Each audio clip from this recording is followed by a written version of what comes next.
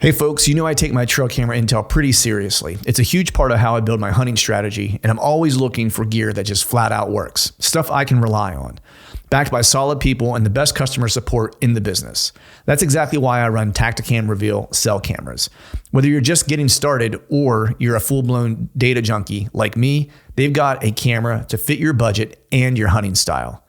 My go-to currently is the Reveal 3.0 series with fully integrated GPS. These things are dead simple to set up. Less fiddling, more scouting and hunting.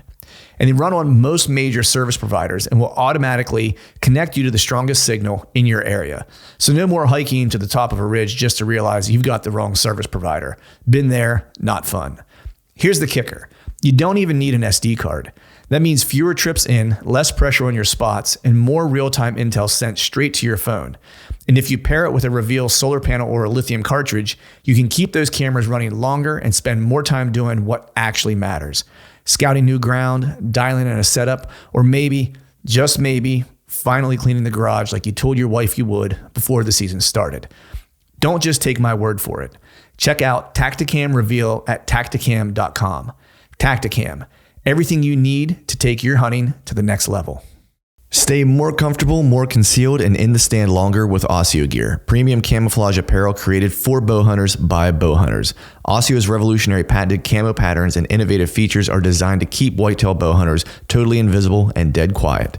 Elevate your game with Oscio. Visit asiogear.com and take 20% off your purchase with code TRUTH20. If you're like me, e-scouting isn't just part of the process, it is the process. And nobody's doing it better than Spartan Forge. This is a veteran-owned company that built the only science-based scouting platform on real GPS collar data and artificial intelligence to predict deer movement.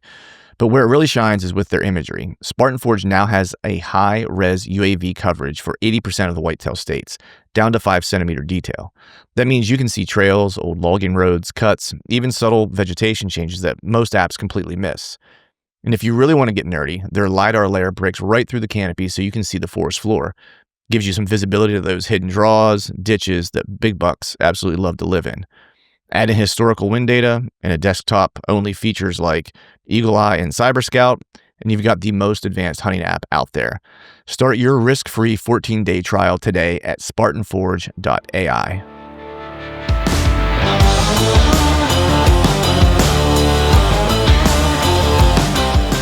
Welcome to the Truth on the Stand Deer Hunting Podcast, brought to you by Tacticam Reveal Cellular Cameras. I'm your host, Clint Campbell, and you're listening to episode number 482. And today I'm joined by my buddy, Brian Dabrowski, to talk the bucks that disappear and why most hunters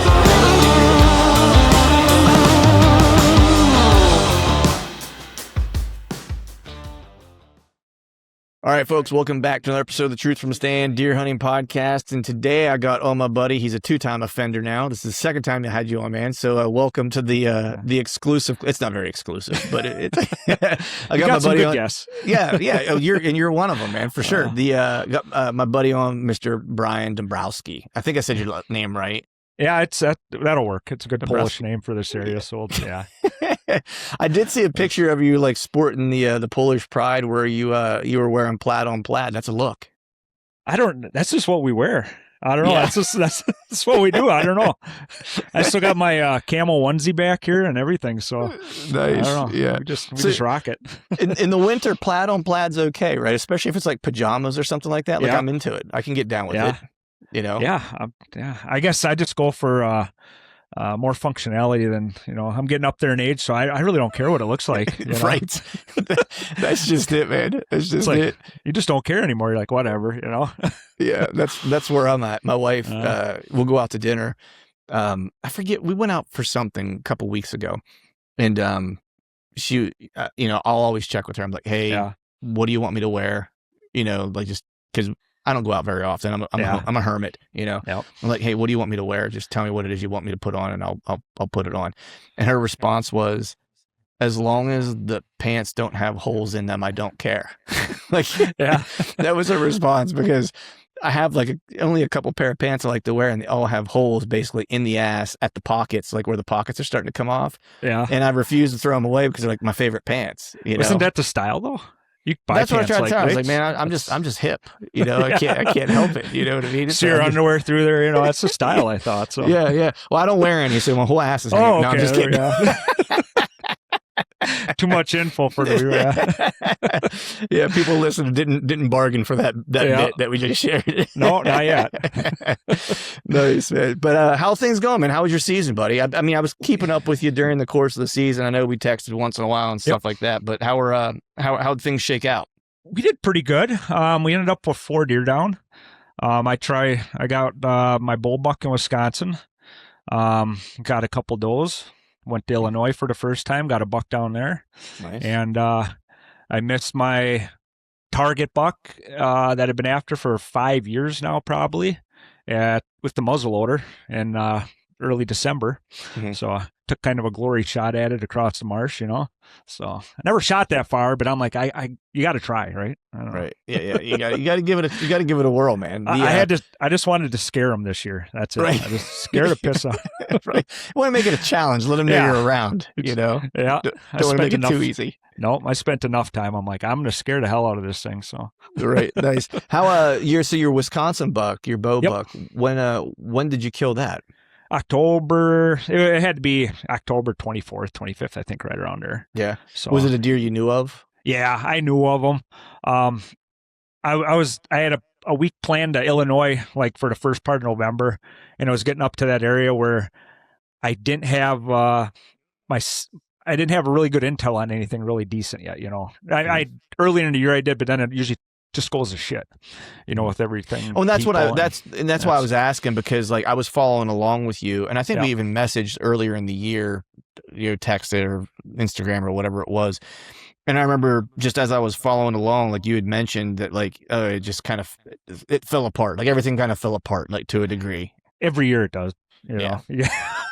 You have to, you get your target bucks, and then it just goes to shit when the first part of the season. But I knew I could go back into this area and tag out on something, you know. Mm-hmm. So I went back out there, went on that area, and I shot a buck that night. Nice. It was pretty neat. It was I shot him a little back. He came in, all of a sudden I seen him, and then he started making a rub right in front of me. So he was broadside, but his antler, his head was turned towards me. So I tried getting cute with the shot and then slipping it to the right side of his antler, you know, and it just a little bit back. So that was the only bad part. Right, had a little track job. I didn't even track him, honestly. No. I knew what happened. I've been down this road too many times. I knew the direction he went, which he's heading up towards the road. It's thick up there. I don't want to push him. My only concern was when is he going to die? So I knew he was going up there and he'd be bedded. If I didn't push him probably within 150 yards, he would go down in bed and he'd just be there. And so immediately I backed out and I'm like, should I go back him in the morning? And I'm like, you know what?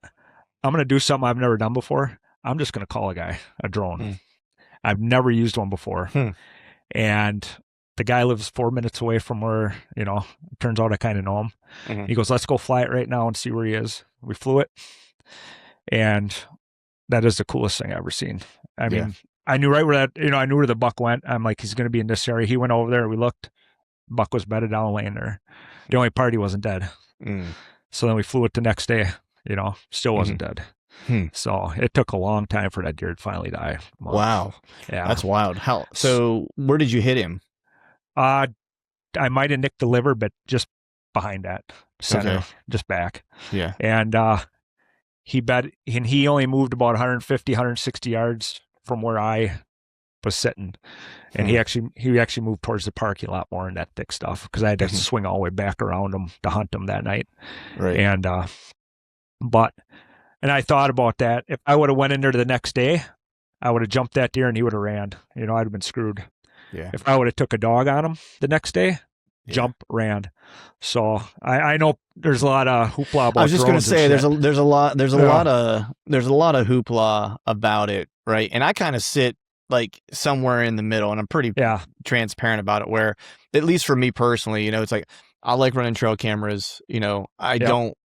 I was even just talking about this with Nathan Killen last weekend, right? Yeah. Where when I just recently had him on. Because I always feel like Nathan and other guys, but he's a guy that I do like to talk to a lot, especially if it's something that's, relative to, technology and like, because I really see him as like a very he's a purist to a degree, but he also enjoys like some of the things that we get to use. Like he likes to run trail cameras, but he doesn't like abuse them or overuse them or whatever. And I think that that's like kind of where I fall, where some of these things transparently help me because I'm a working guy. You know what I mean? So, and then there are some elements where I'm like, there's a clear kind of line for me where if it's in like kind of encroaching on what we would say maybe is fair chase or whatever, right? Correct. Yep. I am like, whenever it comes to drones, it's, everyone wants you to it's like everything in this world anymore. Yeah. People either want you to be all against it or all for it, right? Yep. There's never, people don't appreciate like the nuance in the middle of where there's like, there's some applications for things that make a lot of sense, right? Like I recovered that deer because of it. Just right. If I would have went in there if I would have gave it 12 hours and went in, I would have jumped that deer and he would have ran and no blood, yeah, it'd have been almost impossible to find that thing. Yeah. So, and that's where I kind of sit, where it's like, but like people who will argue the other side and they will say, yeah, guys are using them for recovery, but what's keeping them from like poking around and taking a look to see what's going on otherwise, like under the guise of like, we're doing a deer recovery. Correct. And I'm like, well, that's where you got to have your own morals and ethics. Right. I'm like, you can't legislate like morality necessarily. Correct. Right. Like that's just like, if a person wants to like poach or do whatever it is, right? Like they're going to find a way to do it. Right. I always say, like, when you lock up your trail cameras, right? Cause I put a Python cable on mine. Okay. Right. And I always just kind of joke that all that really does is keep honest people honest. Correct. If someone really wants to take that camera or that SD card or whatever, like they're going to do it, and I kind of feel the same way somewhat with technology to a degree, where it's like, is it bad? I don't think it's all bad. I think you have to have some guidelines and stuff like that. But if someone really wants to do something nefarious, like they'll figure out a way to do it. You're not going to keep them doing it. It's like making the argument like less guns means less people shooting each other. It's like, nah, the people who want to shoot people are going to still shoot people. They'll stab you. One of the two. They're going to figure out a way. It's like. But the guy, I mean, they won't give you pins. They won't give you the coordinates unless that deer's down, or any of that stuff. But yeah, that's the only time I've ever used one. I thought that application was a perfect example of when to use one, I guess. Mm-hmm. I hear stories about people fly drones over the public just to locate a buck or some crap like that, Mm-hmm. I've heard of them. I don't know. I mean, I'm sure it's happened, right? Like I'm not going to dispute that. I haven't heard of anything close to home, I should say, right? That I've heard about it. I wouldn't doubt that it happens, especially some of the bigger woods pieces that I hunt. Like it's real easy for someone to get off back into an area where no one's going to bother you. No one's going to know what you're up to. Yeah. Like, there's plenty of opportunity for that in some of those like big woods places and stuff like that.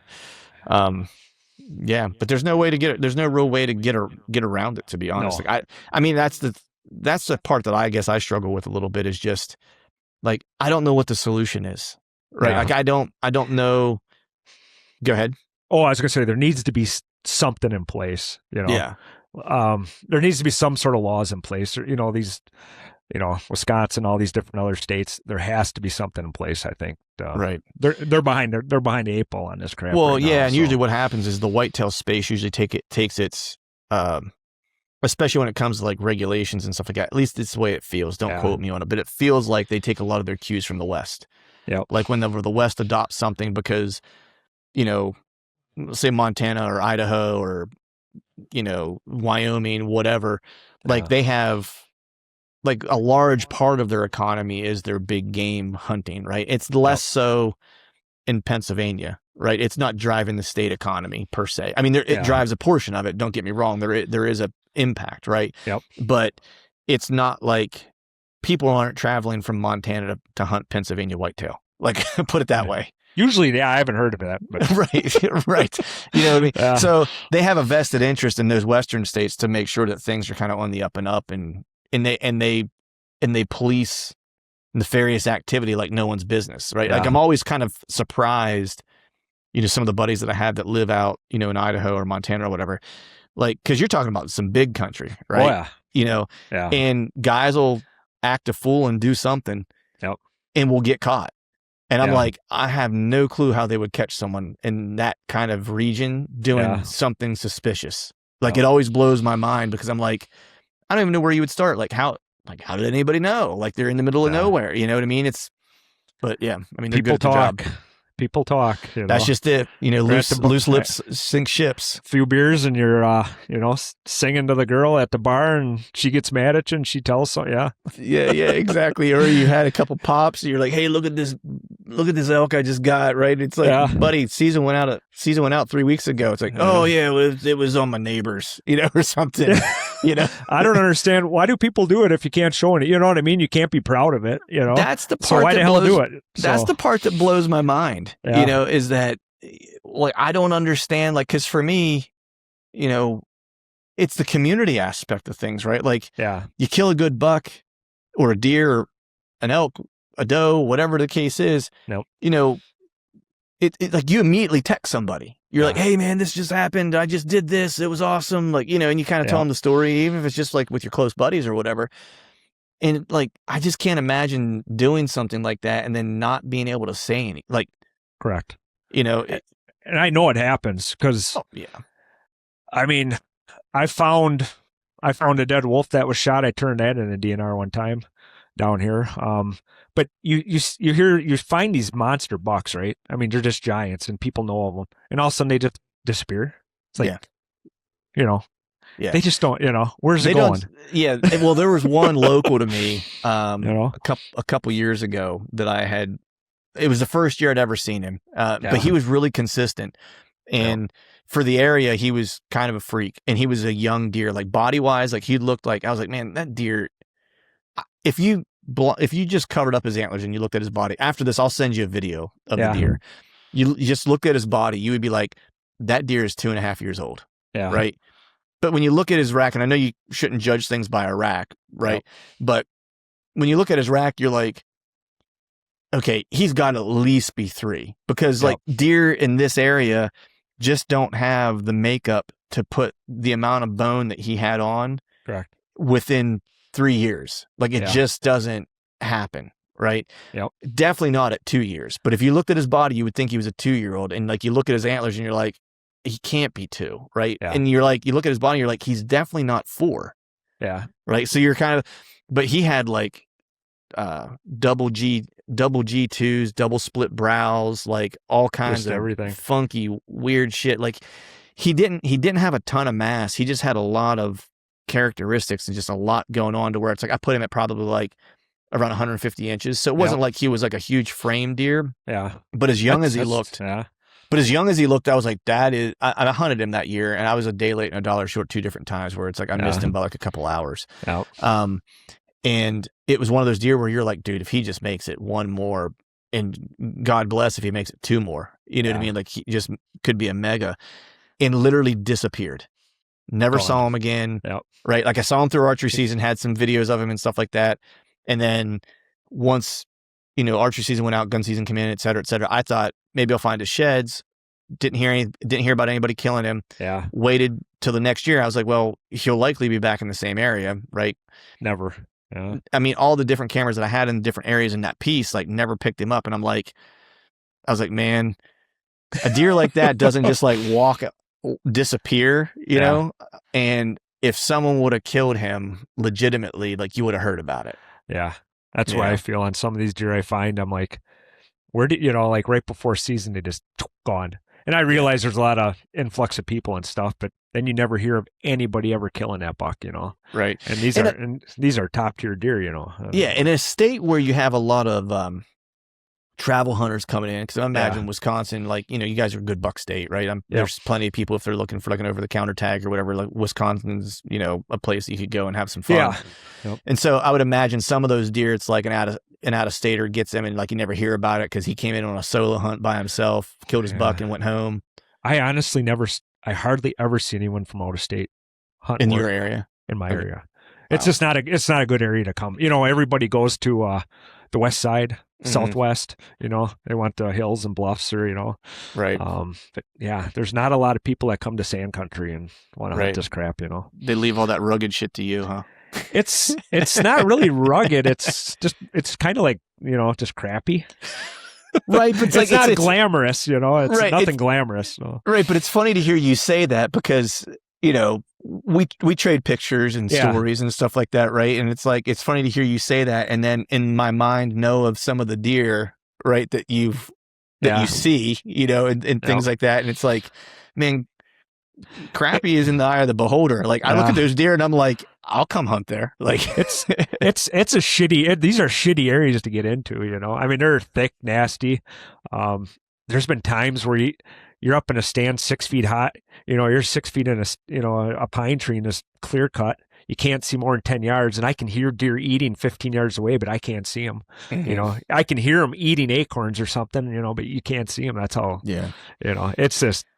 But how frustrating is that? Because I had that same thing in Idaho, hunting elk in the North Country in Idaho, because it's all mountain, obviously, but it's all dark timber. There's not like a lot of real big glassing opportunities. You're really, limited, similar to what you're talking about, to what you can see. And we had elk within 30-ish yards of us that we could hear walking. Yeah. And you could hear them, tripping over rocks and stuff like that. Yeah. And you just could not see them. Yep.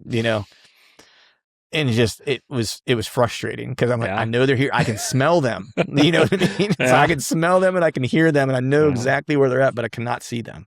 Yeah, that happens a lot. It's probably the same. I spent a lot of time up in the northwest Montana, up in what is that, Glacier? Mm-hmm. My in-laws used to live out there, and it's probably the same type of timber, thick, just thicker than crap, But same thing, yeah. Yeah, frustrating. So what? So you ended up going to Illinois. How did that play out?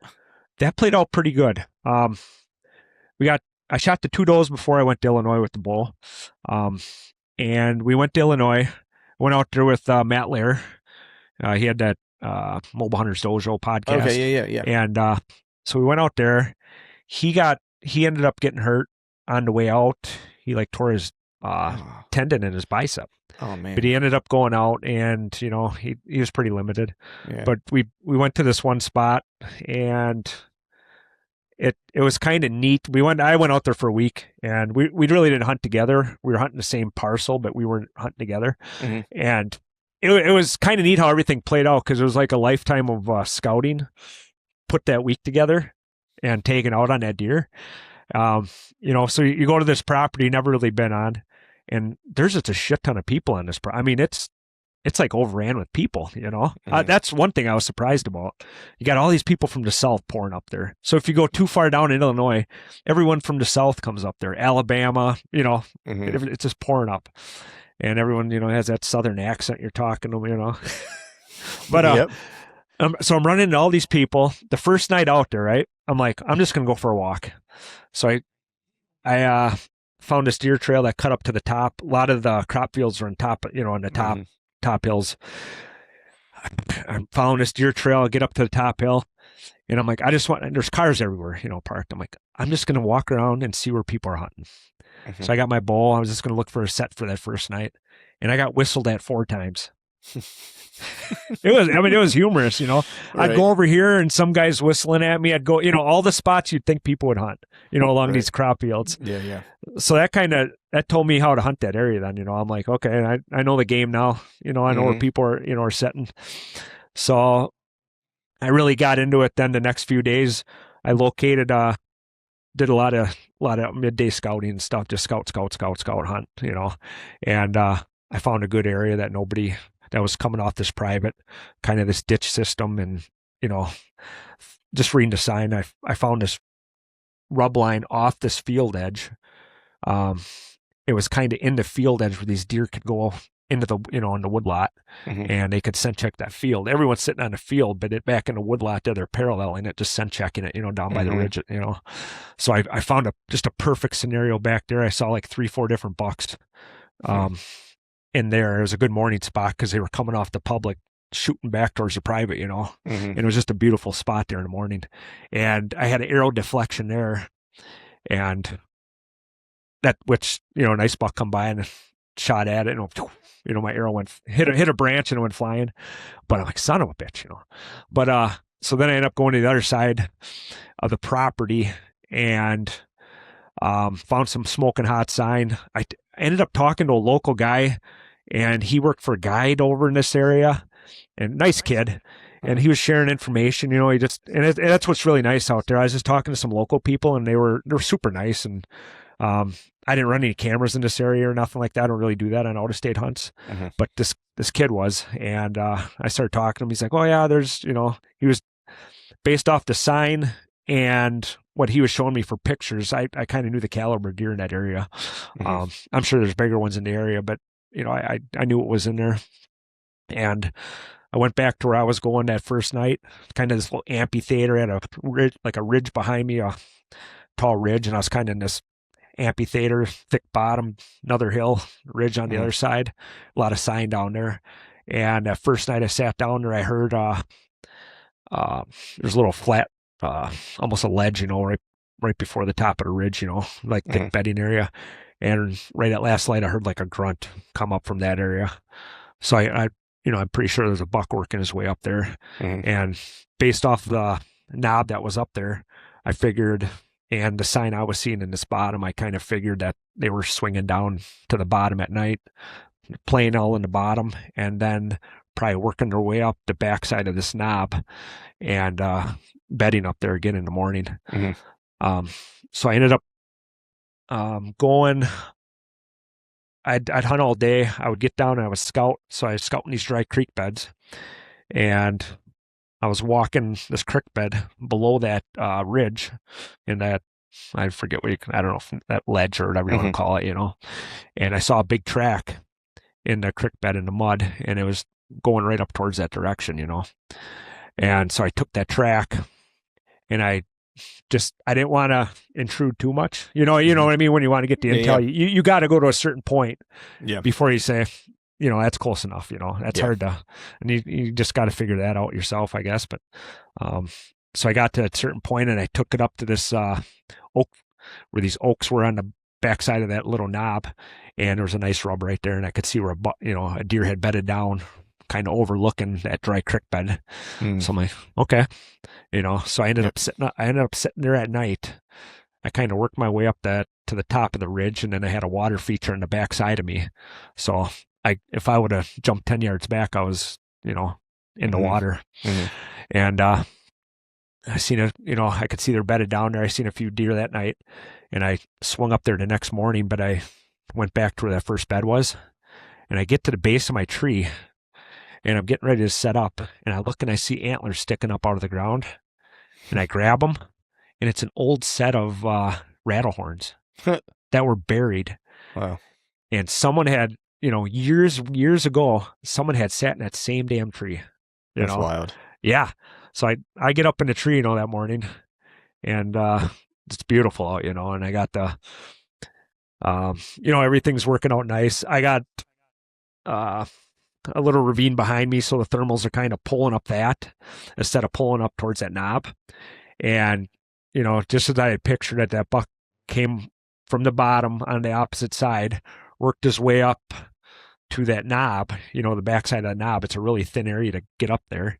And then he had come over, and all of a sudden I'm watching this one tree, and I'm like, what the hell's going on up there? And I see this tree going like this, and it took me a second to feel like, I'm looking at it. Oh, I know what that is, Yeah. It's like at first, it's like you almost don't want to believe it, right? Yeah. It's like, how often do we do that where you see something? I've done that. I did that this year where I was like, that doesn't sound like a deer. That's not a deer. And then 2 minutes later, I'm like, oh, holy shit, there's a deer. Yeah. It took it a second to register. I'm looking up there, and that's where I expected him to come from. And I look, I'm like, oh, son of a bitch, there he is, And he came right into me just beautifully, and I drilled him, quartering to, right to that front shoulder, going into him or whatever, and dropped him. So, yeah. Man, I love it. Was a beautiful, it was just like a whole, that hunt though felt like a whole lifetime of scouting, came together. Just putting all the pieces together on new property, and when you do it on the fly like that, it's so rewarding. Oh, to just show up somewhere, sight unseen, Yeah. don't know, it's one of my favorite things to do. It also kind of takes the pressure off a little bit, where you're willing to make some mistakes and just kind of go for it to a degree, because party doesn't really know what you're messing up and what you're not. No. You could be walking into a betting area. You could not be walking into a betting area. Like, you don't know until you investigate it. Yeah. I mean, there's some areas that I will intrude in, but there's other areas like this area here. I knew something special was going on with it. So I knew when to say, you just know when to say when. Yeah. You get that spidey sense if you've done it enough. Yeah. You're like, am I going to gain any more intel by taking this trail around here, or I'm just going to screw more up. Yeah. Yeah. There's no need for me to go any further. I'm pretty sure I know what's going on based on how the sign is ran, based on, just putting the whole picture together. Based on where I've seen people are set up, like, what are these deer going to do based on that? Yeah. I mean, when you get enough of the puzzle pieces, you can start to predict a little bit what's going to happen. Oh, 100%. I love those old kind of creek beds. That was one of the things that I did a lot of this year in Kansas, was just trying to locate a good deer. Cause similar to you, it's you can't run cameras out there on public or anything, but I show up there sight unseen. I don't know what deer are where, have no clue really what's happening until I get in country. And I just spent a lot of the beginning of the trip going to areas and walking field edges, because when I got out there, the crops were all still up, because I got out there like the end of the third week of October. I think I got there like the 26th or 25th or something like that was when I got to Kansas. And I just spent the first several days just going to all the different places I kind of want to hunt, because I'd hunted that area before, but I was exploring some kind of new areas. Yep. And I would just go and I would park and I would kind of walk each field edge just to try to cut a track to see like if there was a good buck that was in the area. And then if I saw a good track, then I might spend an evening kind of glassing the area or whatever the case is, to try to get my bearings, about what my plan is going to be. Yeah. But to me, and then I did get to a spot that had a dry creek bed, and I walked that thing a good ways. If I were to take you to there and I were to drop you off, you would take about 10 steps inside the timber, and you would stop and you just go, oh, good Lord, like, this is perfect. Like it doesn't get any better than this, right? Just the way the habitat was. And that was what I thought, because I had never been there before. I had dropped the pin on it probably 3 years ago, but just over the course of time of going to hunting that general area, like, I had just never made it there. Yep. And so I finally had a day where I was like, you know what, I'm just going to burn some rubber, and it was a little bit of a ways away from where I was staying too. So I was like, I'm gonna have to spend part of a day down there. So I'm just going to say I'm going to spend a couple hours there today and see if it's something I want to make the drive back to, you know, and walk that dry creek bed. I saw one real good crossing, and I kind of went up, and it opened up into this big CRP patch with like this big hill kind of in front of me. Yep. And you could tell it was used, but it didn't look like it was used recently, I guess is how I would say it. And then I walked that dry creek bed for what felt like for forever, and just only tracks I cut were doe tracks and fawn tracks, and that was it. You want to talk about disappointed, because walking in there, you're just looking at it going, oh yeah, this is where giants would live. It was like one of the few places, because the part of that state that I hunt doesn't have a lot of big blocks of timber, and it doesn't have a lot of understory to it, like to where it's thick necessarily, right? It's a lot of CRP, wide open. And so when you find little pockets like that, immediately I think, oh, a giant's got to live here, because this is the primo cover of anything around here. Yeah. And then when you walk in and you walk as far as I walked and find diddly squat, you're just like, oh God. But yeah, that hunt reminded me of what I do in North Dakota when I go out there too, just kind of just reading the sign, figuring it out on the fly. Couple takeaways from that hunt. I passed like 6 people on the way out after I shot that buck coming in, that's how many people were on this. Wow. It is insane. And, I couldn't believe how many people were out there, but there's still areas that people weren't willing to go. Mm-hmm. They're just these areas that deer were moving around, they weren't willing to go. The sound factor out there, I didn't really, I don't hunt a lot of hill country, and I don't know a lot of the terminology, but I can figure it out. But the sound factor out there, that the first year I missed out there, all of a sudden I look and the damn thing's right below me, because that sound is, they're on this side of the ridge or this side of the, and you can't hear them. Yeah. And so that was kind of, I'm like, where the hell did you? They'll sneak up on you for sure. But where the hell did you come from? So that was kind of neat. But yeah, there's a couple neat things out there. So yeah, that's cool.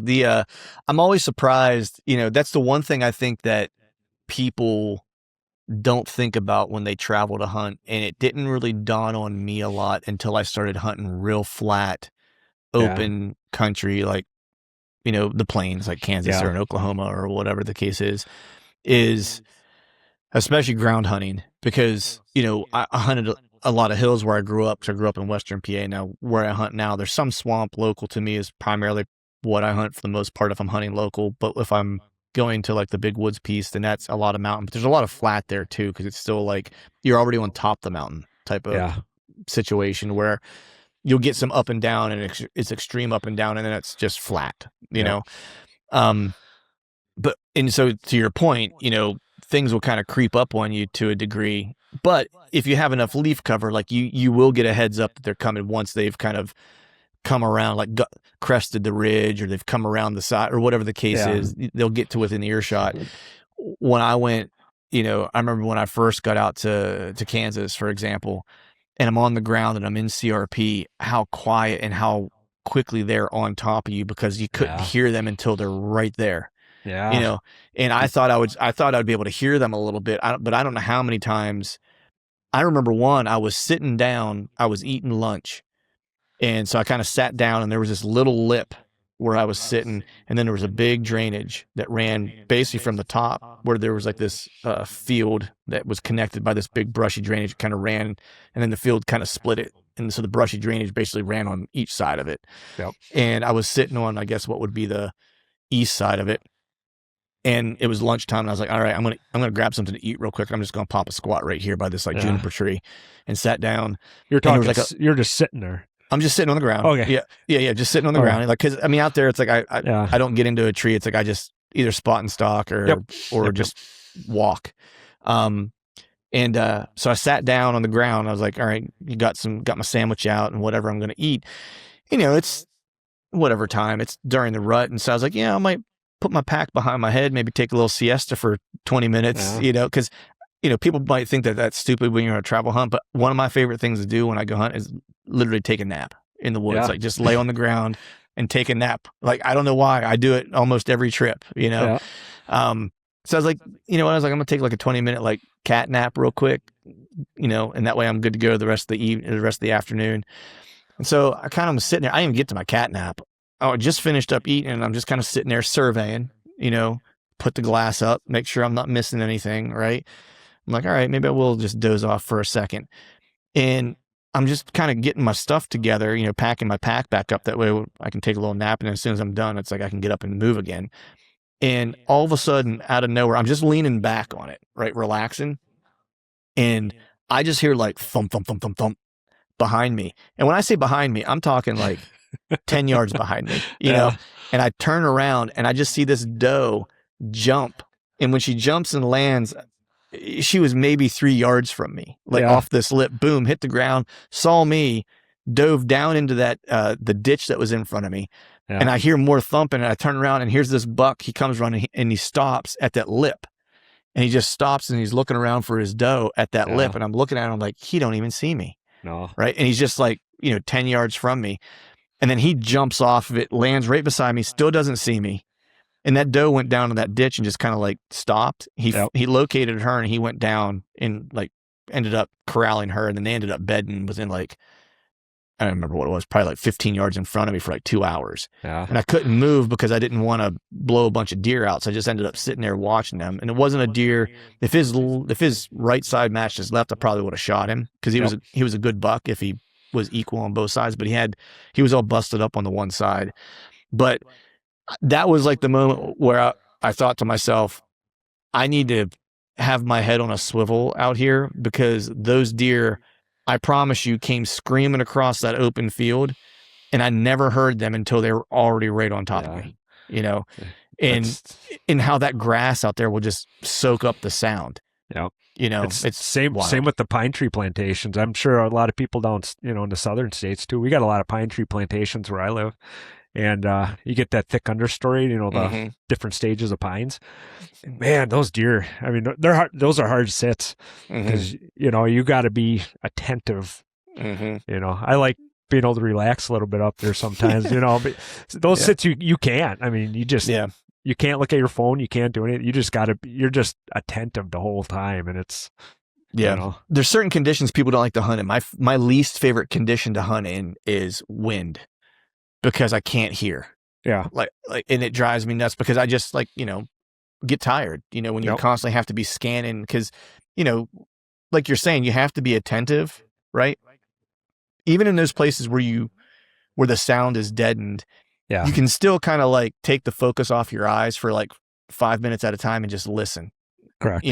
Now granted, in those situations, you can't do it as frequently or maybe as much as you would like to, because you got to really be scanning, because you're not going to hear anything until it's on top of you. But, at least you can take that little bit of a break. But whenever you have a ripping wind and you're in a leafy area and everything just the whole day, it's that is just a miserable hunt to me. I can't stand it, because all I want to do is be able to lean back and listen, because we all live for that, that's what we want, and if I don't get it, I'm pissed. Another thing I just thought of was getting a deer out of those hills. Son, by yourself, holy shit. That'll show you how in shape you are. That'll break a guy. I was in good shape, but going down the hill was pretty good. Because you could I put in a sled and you can just go, let it go. But going up a hill, holy crap! I couldn't let go of the sled the entire way up the hill. Else it would have went right back down. Yeah, so I'm holding on to the damn thing, and I'm kicking the leaves off. I'm getting bare dirt and pulling it up at a foot at a time, so the sled would actually stop. Yeah, because if I would let it go, it would. So I got to get some a block and tackle or something for that with a 100-foot rope, or Yeah, I got to do something on that. Yeah, I don't think that far ahead. Yeah, no, I don't. I stopped even. This is probably terrible, but I stopped even carrying a kill kit with me anymore. Oh, okay. I don't carry anything. I carry a knife with me just because I always have a knife on me. Yeah, that's what. And I'll have some paracord on me, and that's about it. But the rest of everything else, I just leave at the truck. Yeah. And I always tell myself, I'm like, I was like, if I kill something, I got to go back to the truck and get my kit to come back to take care of it. I'm like, there's worse problems to have. It's it's a problem I'd like to have. That, and I also have this superstition that if I don't take anything, I'll kill something. Yeah. That happened to me in Montana with a buddy of mine. He called it No Pack Sunday. Okay. And he's from Montana. He's crazy too. He's he's not certifiably nuts, but he's borderline, Yeah. And we're getting ready to go hunt, and we're getting out of the truck.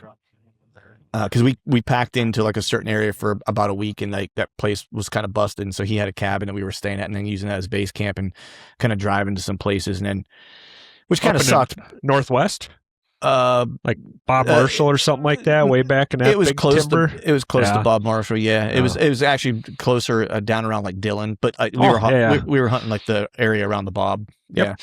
And he that day we're getting out of the truck, and he's like. And so just to give you a frame of reference, there were some days, I think we would do 12 miles or whatever. He would take no water. He would slam a bottle of water before we would leave. He would take no food along, and then we would just go. Yeah. And that's how he rolls. It's very dangerous. At least from my opinion, being a flatlander coming out there, I was like, dude, you're crazy.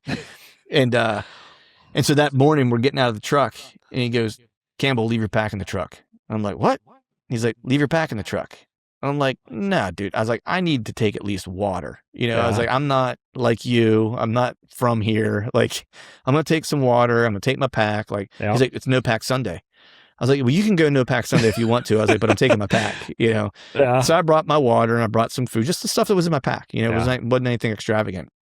And long story short, we get out there, we get a good bull came in screaming at like 25 yards, and he ended up getting the shot just by the way the bull turned. I didn't have a shot. He did. He took the shot. We killed the bull. And it's like end of day. Yep. Like it's, we were losing shooting light when we shot the bull. And the bull fell in eyesight, which is rare, right? So we watched it fall, and only went 40 yards and fell. He literally heart shot it. And it was dead on its feet. So we get to it, and we're celebrating, we're excited, and took some pictures and stuff like that. And we were thinking, he was like, hey, we probably ought to start breaking this thing down. It's getting late. We're losing light. Let's just take a quarter off. There were some bear tracks and stuff like that were around there. And there was snow on the ground. And, cause we just got a snowstorm right before, like 2 days before this.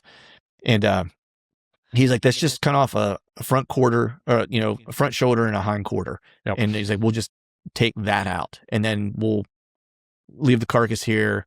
It's plenty cold. We'll come back in the morning. We'll hike back in the morning and with a couple of our buddies and get the rest out. And, I'm like, yeah, that's fine. And so we're quartering it up, and he's like, he's looking at me, and I'm like, you ain't got a pack. He's like, yeah, I know. And I was like, what are we doing? He's like, I'll take the shoulder because it's heavier. I'll use your pack. Or he's like, I'll take the hind quarter because it's heavier. I'll use your pack. He's like, you just take the front shoulder, just throw it on your shoulder, and we'll walk out. Yeah. Meanwhile, there's like a couple inches of snow on the ground. I'm like, all right, man, cool, whatever. We'll do that. So we're getting ready to leave, and I'm like, it's dark now at this point because we had to finish, butchering what we were going to butcher, and finished up in the dark. And I got my headlamp, and he's like, all right, you lead us out. He's like, I ain't got a headlamp, because he's like, it was in my pack. And I'm like, awesome. All right. So I'm in front of us walking, and then I took about 10 steps and my headlamp died. And I had no backup batteries in my pack or anything like that. Yeah. And I'm looking at it, and I'm like, dude, if I die in here, I was like, or we get mauled by a bear or something because you didn't bring a pack and don't have a headlamp, I was like, I'm going to kill you. It's the mountain lions out there I'm worried about. Yeah. The grizzlies are one thing. The mountain lions, those things scared the shit out of me. So. Yeah. Well, fortunately, like there's not many, I'm sure there's grizz that are around there, but they're not there that often in that far south. Like we're usually pretty good. Oh, yep. They're like basically there was one mountain range over is like really where the grizzly country kind of started. We could see it from where we were glassing, but they typically don't make it that far over. But we ended up making it out. It was a terrible, it was straight, I think it was roughly like a 2-mile shot straight up, basically to get to the top. And then it was another 2 miles down the other side to get to the truck. Yeah. Doesn't sound bad when you're out west. It's only 4 miles, but it was 2 miles straight up, 2 miles down in the dark with meat on my back with no pack. With like blood 5 inches of snow. 5 inches of snow on the ground. And the way down, it was all scree on the other side. Yeah. So it was miserable. So the moral of the story is, that was a long story that I said was going to be short, is that I don't take a pack or a kill kit with me often because of that. Because I was like, if we both brought our packs, we would have never killed that bull. Yeah. I was like, the only reason we killed that bull is because it was going to be a cluster getting out of here. And we were going to have like a story to tell. I was like, that's the only reason it happened. Yeah. Yeah, it could be. Yeah. Those are the best ones though. Oh, dude. Yeah. I mean, I wouldn't have traded that hunt for anything. That was a blast. As miserable as that hike out was, we all laughed about it, afterwards, and went in the next day with our couple buddies and had to spend the day in there eating meat off the fire. Like we, take a couple backstrap off, cut it up, put it on a stick, cook it over a fire. We spent the day in there just butchering and laying on, we cleared out some snow and took some bark off some trees and made like a place we could all kind of sit and lay down and eat and take a nap, and just made a whole day out of it, being in the mountain, kind of taking care of the elk. And it was like it's a core memory for me. We'll put it, it's a core hunting memory for me that I won't forget till the day I die, Yeah. It's a tough one now because the price, it's getting harder and harder to get tags for those places now. I think Montana even raised their rates pretty good. So it's coming. It's coming this way. That's it, man. It's all the way across the U.S. It's going. I see it. Each state's falling like a domino now. Yeah, so. It's I know, and I've had some buddies who have been beating that drum for a while, where it's they said like, hey, what's happening out west is kind of the canary in the mine shaft for how things are going to play out, 100%. as things go. Yeah. And you're starting to see that. I mean, some places where you used to be able to, even if it was a draw state, or a draw hunt, like you'd be able to draw it like once every other year, or it wasn't too hard to get the tag. But some of those places now, it's a lot harder. Like I'm going to Iowa this year, and the first time I went to Iowa, I went to a great zone and I went on 3 points. Yeah. And this year I'm probably 7. I think it's going to be 6. I think I have this 6? year to go, and I should be good because I should be good to draw with 6. But I mean, it's just harder and harder and more expensive, all the time. It started out South Dakota. I remember I hunted North Dakota, so South Dakota closed theirs off to the non-residents for like the first month for whitetail, which that pushed everyone to Nebraska and North Dakota. So then those 2 states saw an influx of people, and then North Dakota had a bad winter kill, EHD and all this crap, which didn't really beat the shit out of the herd up there. And I heard Nebraska's not doing too great, from what I see on YouTube and all that. I don't see a lot of great hunts coming out of there. But yeah, same. I ran into a couple guys while I was out hunting this year. I ran into them in the plains and they were headed to Kansas, or I'm sorry, they were headed to Nebraska after I ran into them because they had tags for Nebraska for rifle season, for gun season. Yep. And I had talked to them. They were actually some Pennsylvania guys I ran into, and it was kind of funny because they're from PA. We were hunting the same piece in Kansas, like as I was hunting, and they actually hunt the same Big Woods public piece that I hunt in PA. Yep. Like small world. Like that's we both we travel halfway across the country to hunt, and we run into each other, and we're literally from like close to the same area, hunting the same places. But they had gone to Nebraska a couple of different times because I had asked them. I was like, hey, I wouldn't mind going there at some point. It seems like I could have a decent hunt there. And they both were, basically saying that a couple years ago, you probably could have, or we have several years ago. But they said the past handful of years they've gone, and that they said said that they wouldn't.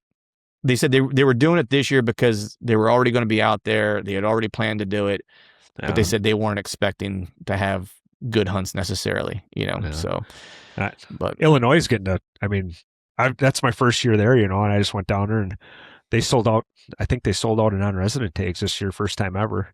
Wow. And I can tell that area, that state's getting the public's getting the, piss pounded out of it from what I saw.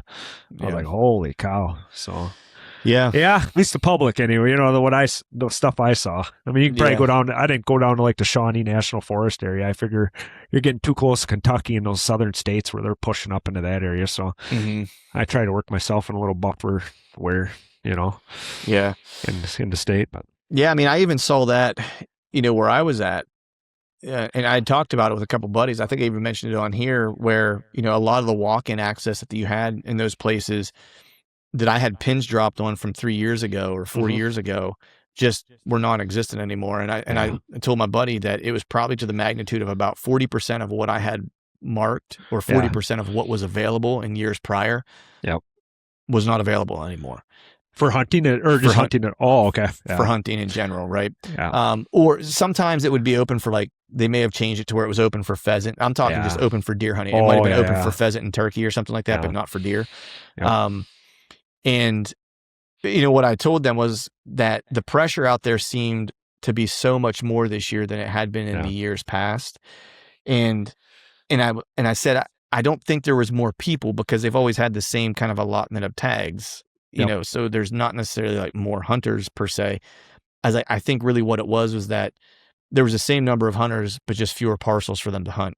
Yeah. And so you're just pushing people onto all the same pieces, Yeah. I was like, but it made it, just speaking candidly, it made it, the experience was diminished to the point that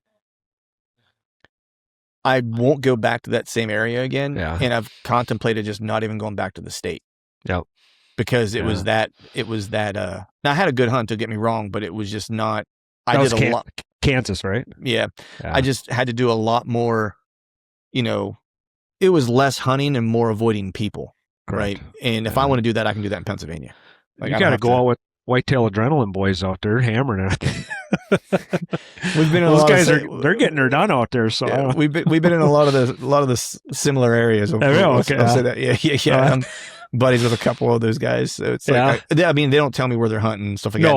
And I don't, and I don't tell them what I'm doing or what I'm up to, but I just know like some of the areas they've been. Yeah. There's a few things I've seen on some of their videos that I've watched where I ran into it while I was out there, where I was like, oh, I saw this in this video. Like I saw Johnny Stewart, he was doing a video, I think it was on Instagram, and I'm like, I know right where he is in North Dakota. I knew the bush, I'm like, I knew I knew right where he was doing out there. I took a dump behind that bush before, right over there, Well, I actually did. I didn't tell him that though. I mean, there's probably, that was a year before. Right. So. You should text Johnny and be like, hey buddy, watch your step by that bush. Yeah. Yeah, I was like, I know right where he is, but he was in a really good spot. That's all I'll say. But it used to be good. I think my historical sign out there dried right up. So after that winter kill, but it used to be a really good spot right where he was. Yeah. So man, all right. So you finished up your Illinois hunt, and now I know you're a scouting wild man, dude. Crazy. Like no moss gathers under that stone. Once the calendar flips to off season, dude, because you are all in it. Like literally, I saw your season ended.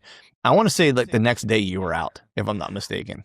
I was actually scouting. I started really heavy scouting after I shot my Wisconsin buck in late October.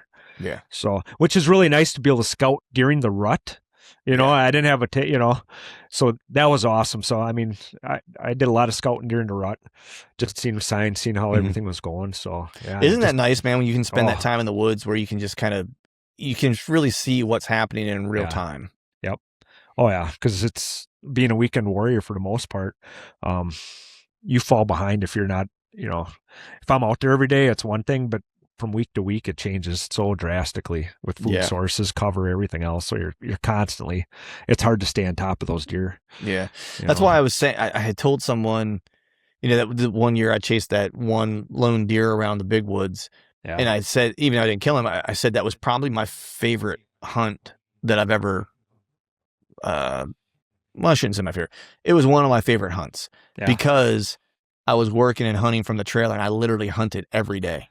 For like 30 some days. And so I could literally, and not just that, but it helped me learn that piece because it's big woods. It's hard to learn as a weekend warrior. You only know so much when you go scout in the off season because you can guess when you think that sign was made based on where it was at and what's around it and stuff like that. But you don't really know until you see it in the midst of a season be made. And so it was that year that helped me kind of understand that piece because I got to kind of bebop around every day from October 5th until like I think the last day I hunted that was like November 17th or something like that, and I basically hunted it every day for the most part. Yeah, I very seldom make it into November with a bow tag in Wisconsin. It's usually I very seldom make it in November. So it's kind of nice. I do a lot of scouting and right before the gun hunting or whatever in Wisconsin. So it's try to stack it up and put the odds in your favor there. So yeah, and then you get a real good look at that point then. Yeah. Especially before gun season comes in and you're not necessarily, I mean, there's pressure, right? But you're not dealing with you're not dealing with the same amount of pressure leading up to gun season as you are during gun season. Correct. Yeah. Yeah.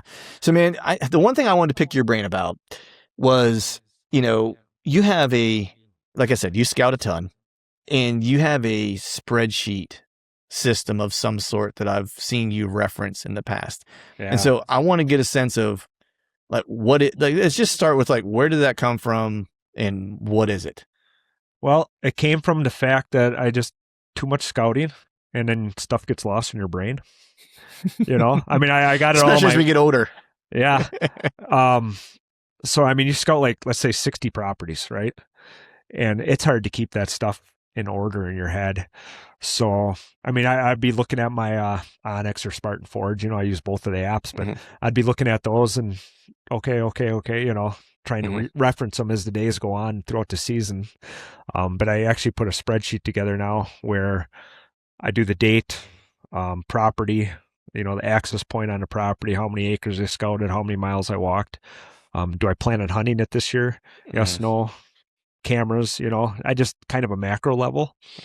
And I do that for every property and every day I go out scouting, And so after I get done with my initial macro scout of all the different properties, let's say I'm scouting every property within 45-mile radius of my house, that's going to probably put me at about 15,000 acres and, 50, 60 properties at least. And that way I'll have, I'll be able to categorize it a lot more, because usually I'm on my mapping apps, and every year I'm changing the color of the routes I take. Like right now I'm using green, this small green dash line for the ones I walk, but and I'll purposely go back, and all the other routes I took, like the previous years, I'll change them back to like a blue or something like that aqua or something like that. Yeah. So I can. I do that too, and my apps look like rainbow. But now I'm like, what color was this? What year was this for? Like I'm looking at it, trying to figure it out. Yeah, and I'll go back to that property and I'll delete all like the old rub marks and all this other stuff, because you start new every year, on these properties, especially in the public. You just never know what the hell's going on, But I'll change all the colors of my pins, my routes, and all that stuff. But that spreadsheet is really nice. So just a big overview, and I can quickly look at it, and then I'll be able to separate everything by, do I plan to scout at time of year, morning or evening stands, how many sets I got on that property, and you can put a whole season together. Right. Because, by the time the season starts, you're going to have maybe 10 deer to go after. You pick your top 10 deer, and then you whittle it down to those few properties, and you really got to start focusing down and, right, narrow that cone of focus on a few properties, because you spread yourself out too thin. It's too hard, So like what is there anything, because you say it's like you kind of use it for like a macro view, but are you cataloging any kind of smaller details with it? Like, I guess let me ask it this way: what's the smallest detail you kind of categorize or that you capture in your spreadsheet? General bedding. So when I scout a property, let's say I went out with Derek from OKS. We did like a little collab on a property. It was like a couple 1,000-acre property, right? And that property will take me probably about 15 miles, 20 miles to walk, and I'll do 3 loops in that property, let's say. And I never like to go in and out on the same road. So I take a big loop, and what I'm categorizing on that map are individual. I'm looking for the biggest of the big rubs, and I'm actually marking those, just the big ones. I don't care about, I might make a mental note of other things, but I just want the biggest rub or the biggest buck sign on that property. Everything else I'm ignoring. And I'll actually take a picture of the rub, and it'll be on my mapping app. And I'll take a picture of the key characteristics of that rub. So maybe I can track that buck around that property. If I find, you keep finding that rub on a certain tree, certain diameter, and I'll actually start following that deer through that 2,000 acres, based off his rubs, and figure out his core area, figure out if he's, just maybe long lining it in a certain area, how he's moving around that property. But do you catalog the movement pattern in that spreadsheet too, or not the movement pattern, but that's just something I'll look, after I do my macro scout, I'll go out there, kind of get a general overview. I'll come home, sleep on it, look at all the data, and then I'm going to go back and, you get some ideas. You're like, okay, I got a pattern here. And then I might take, set up maybe a more detailed scout for specific areas within that 2,000 acres. I want to go back here and I really want to dissect this and find a spot to sit, because I think, mid-October when that rub was made, he's going to be swinging back in here based off the food source cover and all that stuff. Right. So you're kind of making that macro, and then you narrow it down, and then you further, but kind of hone in on the. Yeah. A lot of times I don't pick a specific tree or specific route into the spot, because that's more of a game time decision. I want to be there at a certain time of year. So no matter what the wind is doing, for the most part, if I can get in there, if he's bedded over here and I got access this way or this, so I don't like to hard code that. And I don't like to hard code a stand. I'll I'll kind of go back into an area and then I'll maybe stage up 150, 200 yards from that spot, and I'll just stage for a while and then just see what the wind's doing, how I got to make my final push. So I don't like to be real rigid that way. I like to be, That was going to be my next. That was going to be my next question. It was like how, like you kind of answered it. You started to answer it. It's just how by the book do you kind of like when you map all this stuff out, and you got your spreadsheet, and you got all your data in there and stuff like that. How often or how willing are you to kind of adapt away from what is on that? And it sounds like this is just kind of giving you a sense of like where I kind of need to be, and then the day of is going to kind of dictate what actually happens. So you get the macro, let's say you got an area that there's a lot of big buck sign, you come up with the game plan, but my first thought is this buck alive? Is he something I can even go after? So I got to get intel that he's still alive, whether it's a spot, maybe a mock scrape off, or some travel route away from that core area, just to get a picture of him. I've already scouted it. I know how he's moving. I just need to know he's alive. So I'm going to back off my surveillance, either through my, a field or something like that, and just get a more stand back and just, maybe get a picture of him or see if he's still alive. And then what I've been getting better at too is in-season scouting, which, because, you do your scout and you get kind of hard code, like, I'm going to sit in this tree, I'm going to prep this tree, I'm going to do this, I'm going to do, this is a west wind, this is, and that'll hurt a lot of people. You got to be in that spot no matter what, a lot of times, just how you access it, where you go, which trees sit in, have a couple different options. Right. Cause you got to be there, this is the spot I got to be, Yeah. And so whatever you got to do to get in there and whatever setup you need to do to be able to be there. If I got to come in from this direction, whatever I got to do, I got to be in there at that time. You just can't be like, well, maybe next year, Right. I mean, what the hell's the point, Right. Yeah. You got to give it the old college try, if nothing else, You got to try, because, so I found this buck this year, he was very visible in this field. I got video of him. Other people got video of him. And all of a sudden I took a walk through this property, and I kind of scouted the piss out of it. And right before season started, I mean, I had found like 13 cameras on this property, about 300 acres, we'll say. Wow. And just loaded with people. And I'm like, there ain't no way that buck's on that property, right? Right. I mean, right after the season started, he just went. I even put a camera up to monitor kind of that general field that I saw him in, knowing I was, and my camera was about 10 feet in the air, and I could see 2 other cell cams from where I put mine. Right. And I was getting people coming into that property like crazy looking for that buck, and I'm like, holy shit, Yeah. And what I don't understand, so you see a deer in a field, right? You do your scouting, just stay the hell out of there. Everybody wants to shove this camera right up that deer's ass. Yeah. So, it's everywhere you go back in the core area, there's cameras. Yeah. And there's no sign now. Yeah.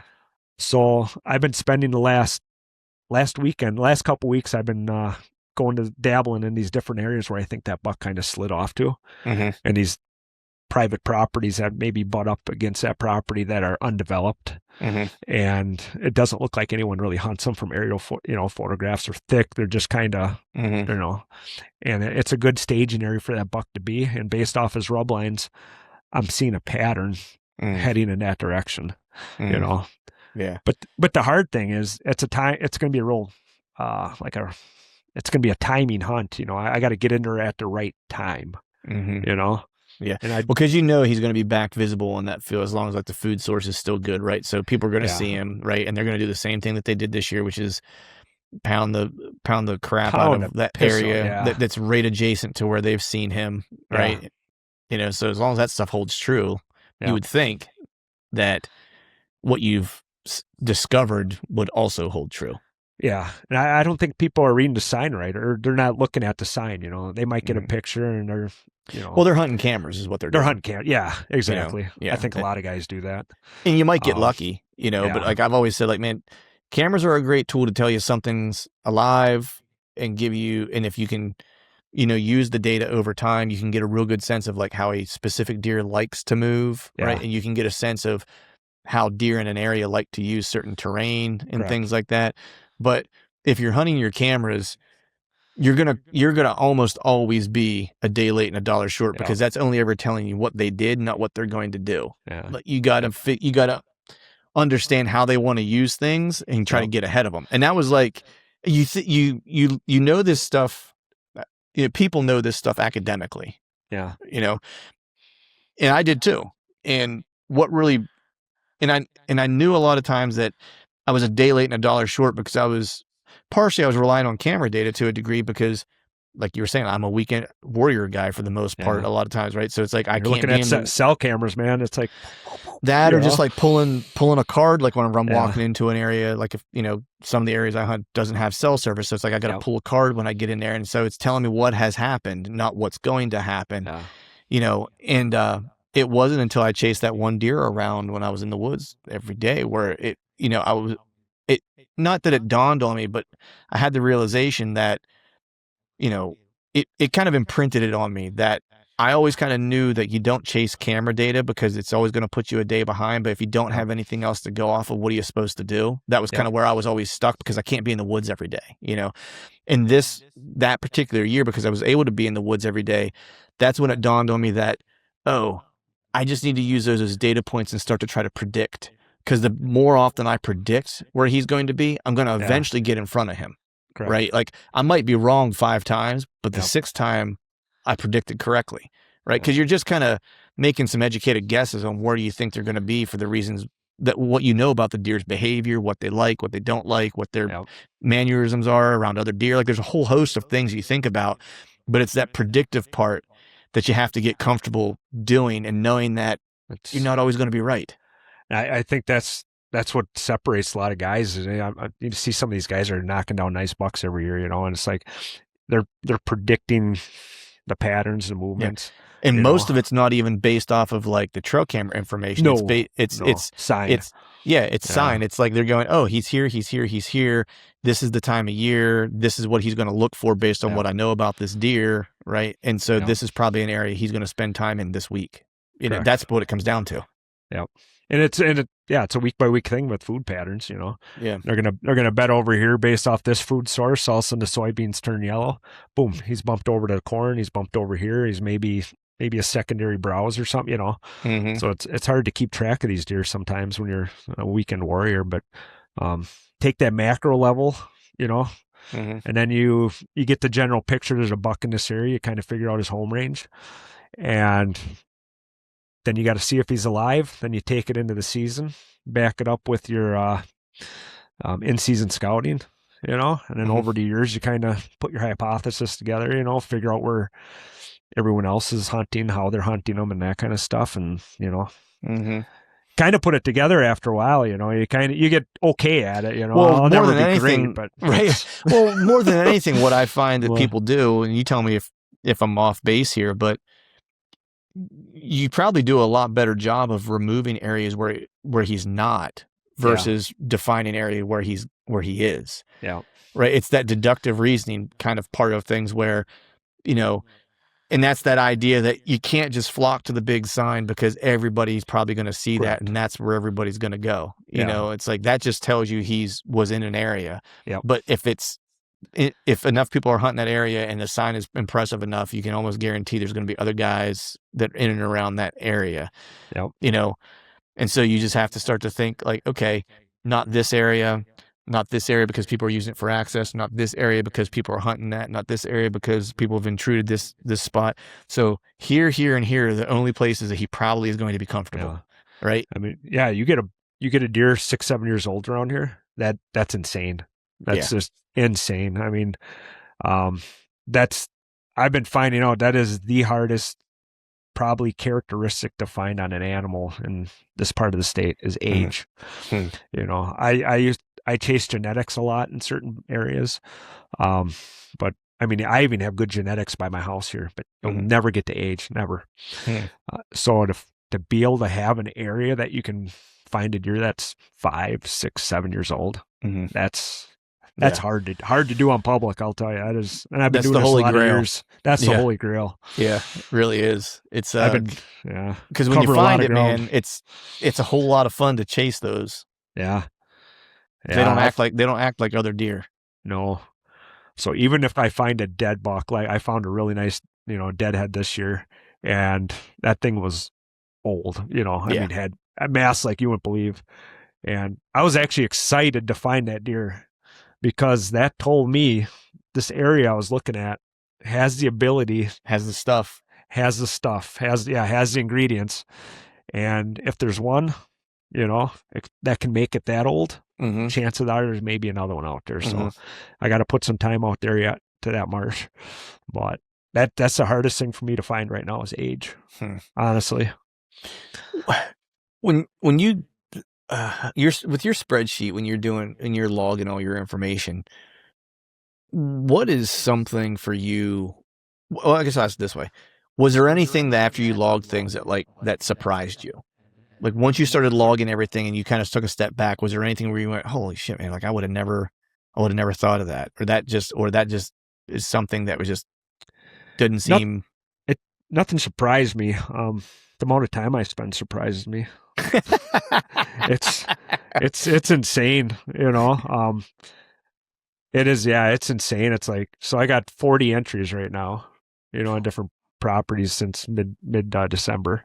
Right. And I'm just like, we're going to be pushing, 10,000 acres pretty soon. Jeez. Or 100 miles, 100 plus miles.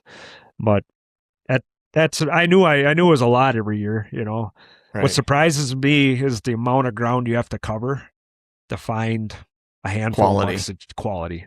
Yeah. And I don't think people understand that, I just, they might scout 500-600 acres or something like that, but the amount of ground a person has to cover to find quality deer that, those top tier bucks that I don't really kill, but I see. So. Yeah, that's. I get to see them. To see them. So I've been around some 200-inch whitetails, and that's pretty amazing just to be around that in your life. That's just it, man. When you get a chance to be around or know that an animal of that type of caliber that you're sharing the woods with, that's a special thing. Yeah, so 2022 I found a buck, and I got good video of him and stuff, and he was a giant back then. Mm-hmm. He was shot in 2020. He was shot in 2024. He was shot in gun season, on private, probably about a mile from where I originally seen him 2 years earlier. Mm-hmm. I think it was like 204, 206 inches or something like that. Man. And what surprised, I scouted the piss out of a lot of areas with like 2 miles of that area, and I didn't realize the home range. I never could put together his home range. You know what I mean? Mm-hmm. He actually was covering a big area, and I would go on these different properties far away, and I'd find sign of a big buck.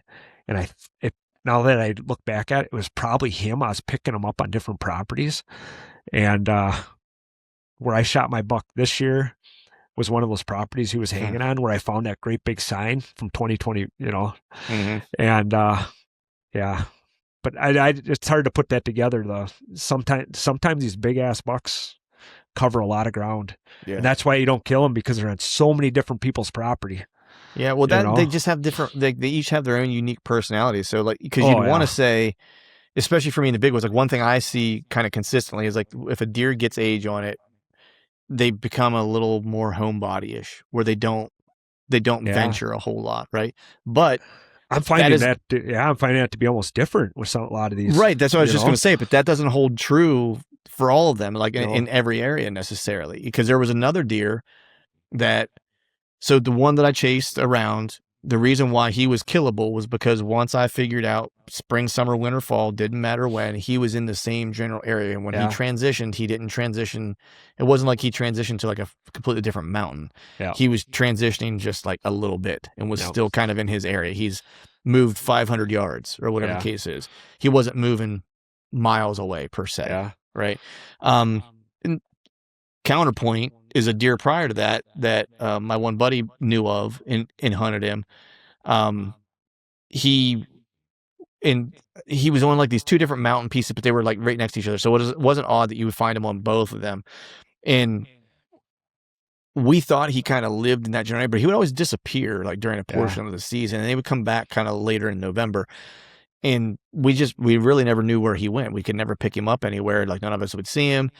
I don't think any of us ever actually had an. Oh no, wait, that's a lie. I had one encounter with him once, and I screwed it up because he was bedded. I didn't think he was going to be bedded that close, and I walked basically within 20, 30 yards of where he was laying down in the dark, and that was it. You know, just heard antlers crashing through the brush. You know. Well, here, yeah, you win some, you lose some. You know, it was close. But that deer ended up getting killed during a gun season, and he happened to know the guy or knew a guy who knew the guy who killed him or whatever the case was, and was like, "Hey, where did he kill that deer?" Yeah.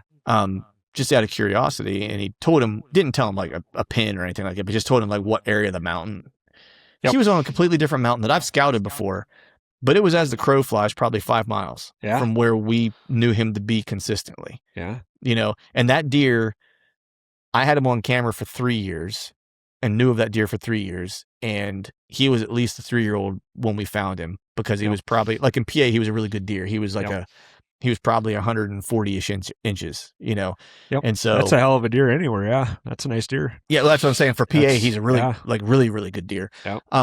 Especially for the mountains. And, you know, he never really got much bigger than that. Like maybe mid 140s ish is like maybe where he topped out. I think when the guy killed him, because he looked like he went downhill a little bit. I think when the guy killed him, he was like 138 inches or something like that. But good buck. Well, that's a hell of a buck. Yeah. But I was just, not surprised, but I was surprised for that deer because of how consistently we would pick him up in a specific area, like for multiple seasons, and how like he was that far. Like I would have never imagined that you would have killed that deer where he killed him. Yeah. You know, it's crazy. You almost got to, on a lot of these deer, if you're chasing, you kind of zoom in on area. I got him. And all of a sudden he disappears. You gotta zoom out again and then relocate him and zoom back in. You know, it's kind of this, you know, and if you're a weekend guy, that's tough to do. It's tough, man. Yeah. Well, you don't have.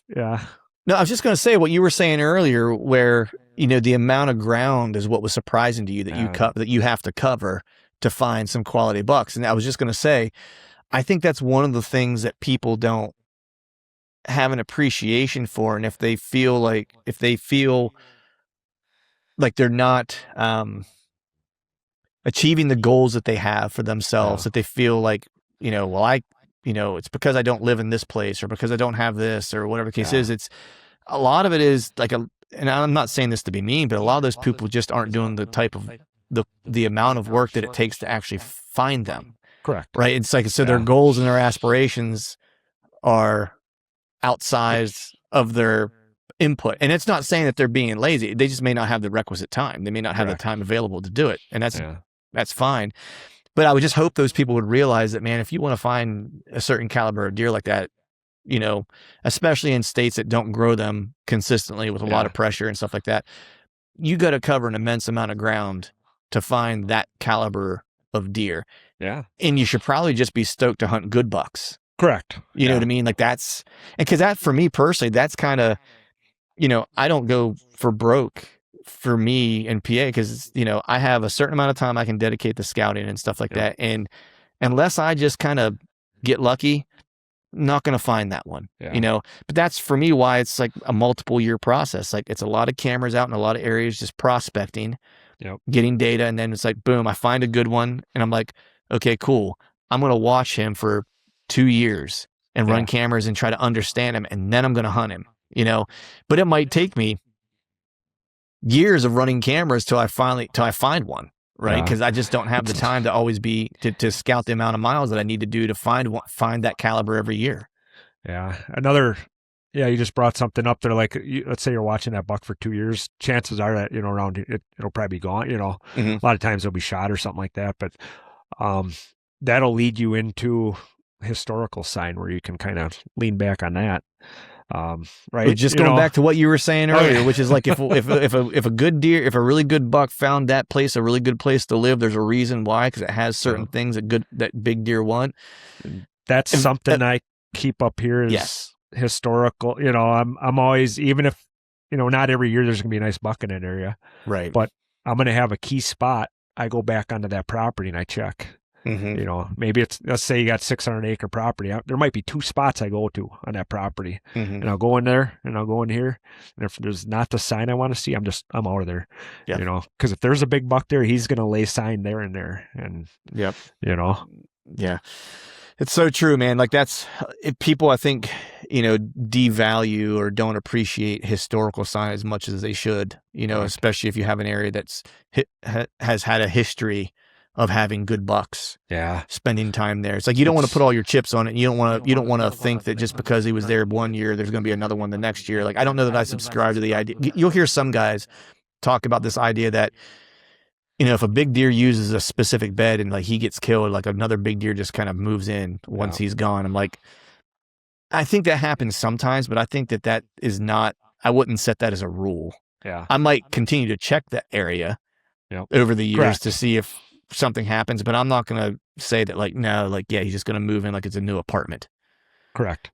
Yeah. Yeah. That based on the historical sign, I'd go to North Dakota and just, go crazy out there. And it's basically a historical sign.